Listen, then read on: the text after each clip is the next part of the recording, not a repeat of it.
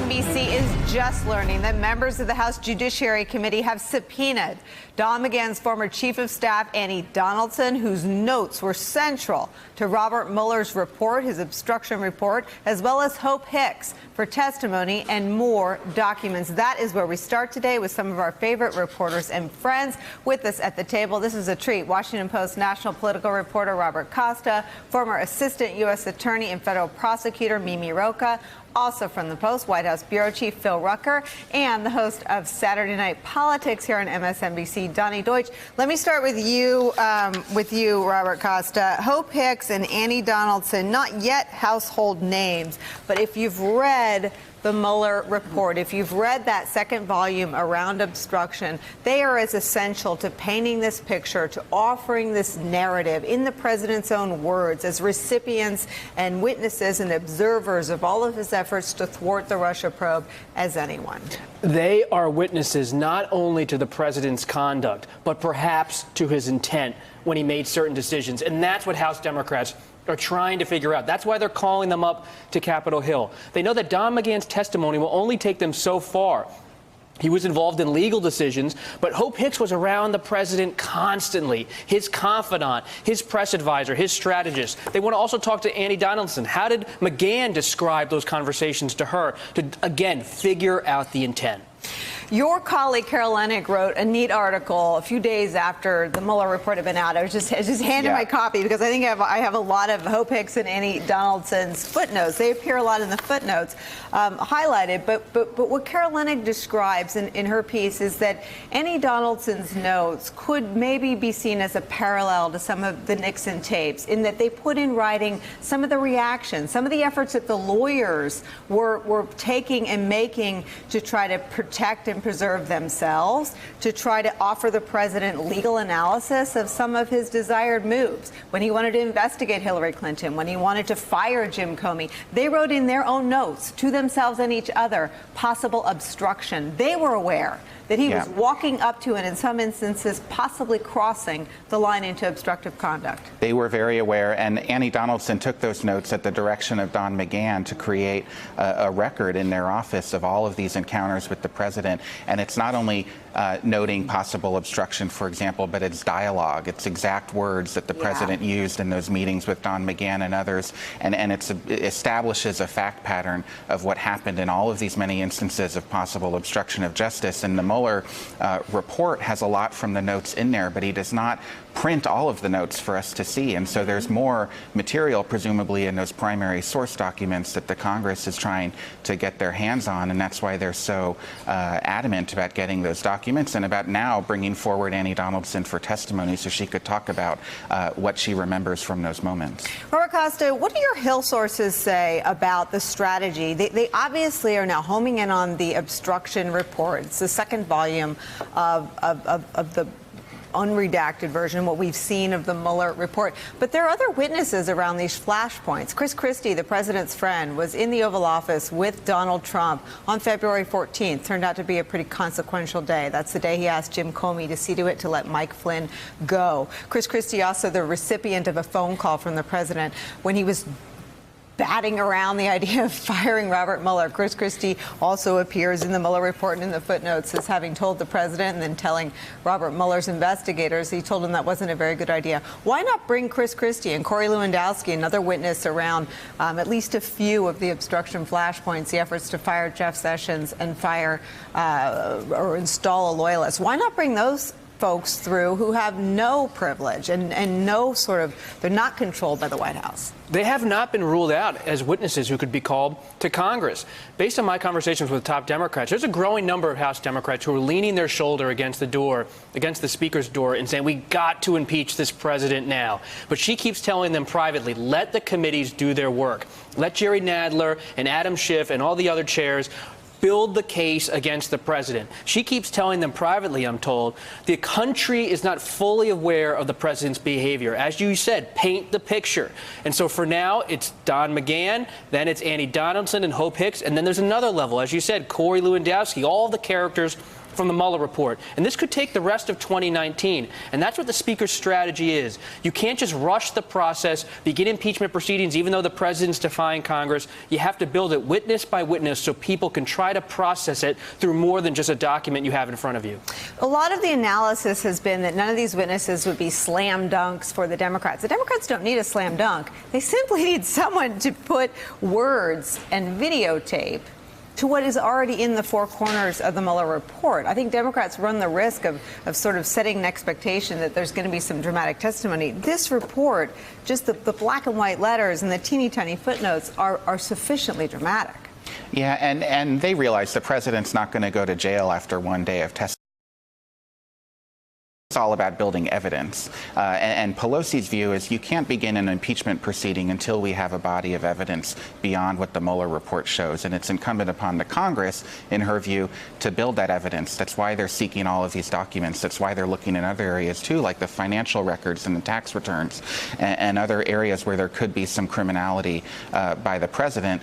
And they're going to keep pursuing this, but there's an impatience level, and her committee chairmen are growing very impatient because they're not getting a single witness or a single document from the White House, and they're exhausting their options here, and that's why there's this push suddenly to begin impeachment right away. And so many Democrats we're talking to are frustrated. They want to see this process move more quickly. At the same time, top Democrats are telling the rank and file there are cracks in the Republican wall, small cracks to say the least, but there are cracks. Justin Amash in Michigan calling for impeachment or saying at least it's impeachable conduct from the president. That's a Republican, a conservative speaking out. It's one, but it's more than we had a week ago. Well, and I think you or your colleagues noted when he spoke out, and of course the president always responds instantly, so he certainly acts guilty. Whenever anyone says that what this report depicts is criminal conduct, the president jumps in. If you really believed in your innocence or you believed it wasn't politically damaging, I imagine you would go forward and pursue some sort of economic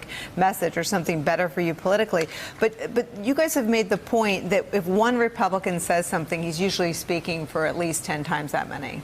And that right now Republicans are watching the market. A lot of Midwestern Republicans are saying if this trade war continues with China and our farmers are feeling it, we may have to break with the president, not on the Mueller report, but on his trade policies. Justin Amash is raising questions about the Mueller report. There is certainly but it's private grumbling among Republicans. They still see President Trump as the way to win re-election in 2020. If they want to keep their power, they have to stay with him. You know, I remember, and it's not the same thing, but it's about sort of a dam breaking. I remember around the Iraq War, and at first it was just Chuck Hagel and John McCain. He was a very vocal critic, but almost from the right, that we weren't aggressive enough. But it only takes one. It only takes one. And then everybody that is unhappy or discontent either with the conduct of the Iraq War or the way it was being pursued or the way we were communicating about it, the floodgates open. Is there any anxiety that could be on the horizon? Certainly. I mean, I think the most interesting word that we've heard the last few days is courageous, and that's the word that Senator Mitt Romney used to describe what Justin Amash, the congressman, had to say in calling for impeachment. To be sure, Romney's not calling for impeachment and hasn't gone nearly as far as Amash, but he's calling that point of view courageous, which is an indication that at least privately some of these mainstream senators feel like that book you've got in front of you is a whole bunch of bad behavior. Well, this is still a GOP that's using the word coup to describe actions within the Justice Department, and they're cheerleading all of the Attorney General's actions. That's where most of the GOP is, based on our reporting. Let me reset with the breaking news. We come on the air at 4 o'clock and learned this. Today, House Judiciary Chairman Gerald Nadler issued subpoenas to Annie Donaldson. She is the former chief of staff for White House counsel Don McGahn, who today did not show up for his scheduled testimony at the House Judiciary Committee. And Hope Hicks, former White House communications director. Anyone who has perused, Hope Hicks actually appears in both volumes. I think Annie Donaldson mostly shows up in volume 2. Is there a greater chance, Mimi, of Hope Hicks and Annie Donaldson showing up before that committee than there was Don McGahn? Well, look, I would have said yes until yesterday when the Department of Justice, backed by OLC essentially, came out with this absolute immunity idea.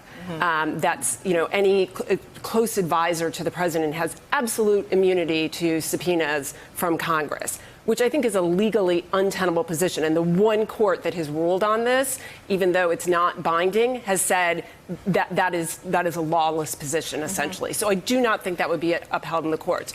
Will Hope Hicks come voluntarily?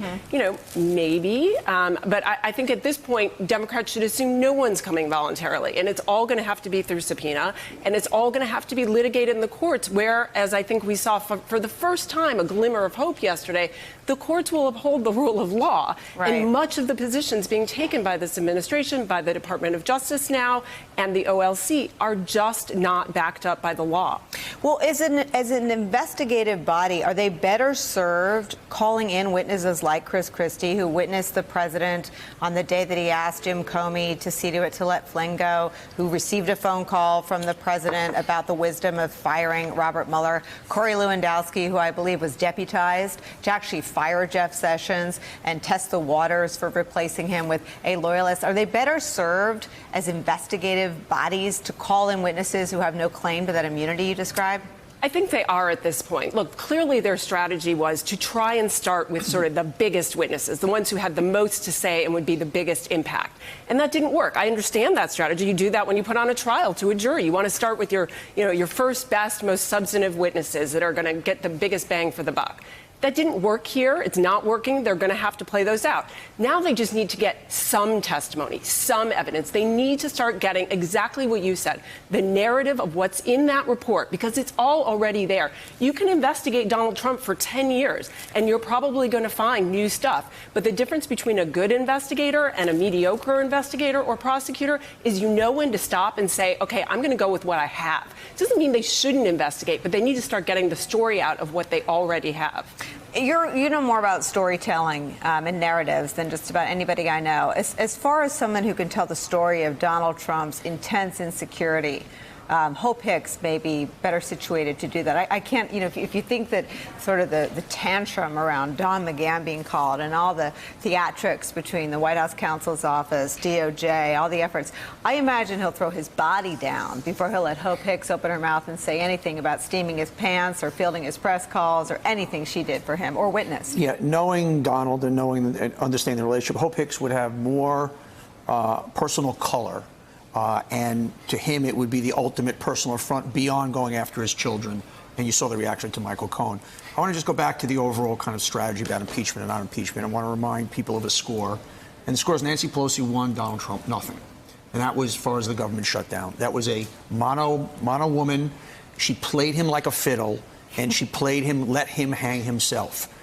Poker analogy. You can go all in at some point. Just because you don't go all in right now, it doesn't mean you're not going to go all in. Robert, I'll go back to you.